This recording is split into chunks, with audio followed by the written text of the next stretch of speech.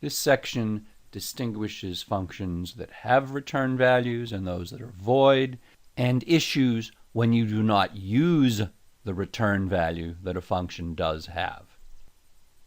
As we've seen, some functions are void. The void comes right before the name of the function in the definition heading. Since a void function does not return anything, it has to do something useful that leaves some lasting side effect. That's the jargon. And that means something that will persist after the function ends and all of its local variables disappear. At this point, the only thing we've seen is to print something to the console, which sticks around after the function is finished. Later, we'll talk about many other persistent changes with values in objects, locations in files, and various other things. Be reminded of the typical use of functions. Again, the void function is used as a whole instruction. It's a semicolon after it. And again, to be useful, it needs to have a side effect that persists. Functions with a return value are used as an expression used typically in a larger calling statement. It is legal to do both, that is, accomplish something with a side effect and return a value. We'll see examples of that later, for instance, in the sets section linked here. We'll see later that you can use a function just for its side effect, even though it returns a value, and hence the compiler needs to permit the programmer to ignore a returned value. In other words, using such a function as a whole statement, just like a void function. However, this is often an error, and I want to illustrate here. Here's the shell of a calc result function where we declare a local variable result.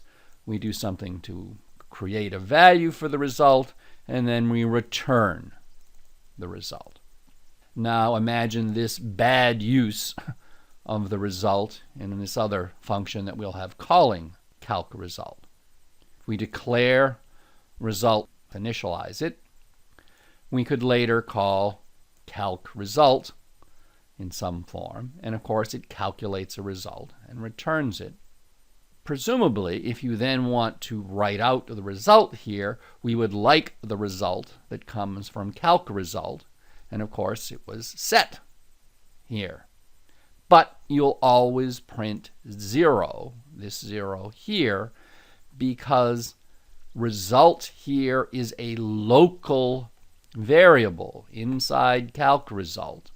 The result here is a local variable inside the calling function. They have nothing to do with each other, so the result seen here is the result here that was set to 0. Now, the way I set this up, it's the worst situation where you get something presumably not intended if you meant the result to come from calc result, but there is no error shown by the system. The compiler is totally happy. It's just a logical error that you would have to find. Luckily, I guess in some way, more commonly, when somebody uses a function like this in error and thinks that the result up here can be used, they don't bother to declare it before it, as if this declaration was enough.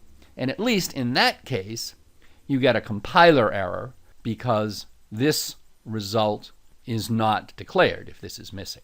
If we just flip this around, if we really do want to use the result from calc result, we could do the following. When we call it, it returns a value and we can store it. And then we have that value and we can use it later, for instance, to write it to the screen. Or if you don't want to have something stored for later, we could use it directly. We can call it, it returns a value. This becomes the value of this expression in this write line statement, and that's what you would then print out. both of those work. Be careful to use the return value that you're trying to make use of here in a way like this.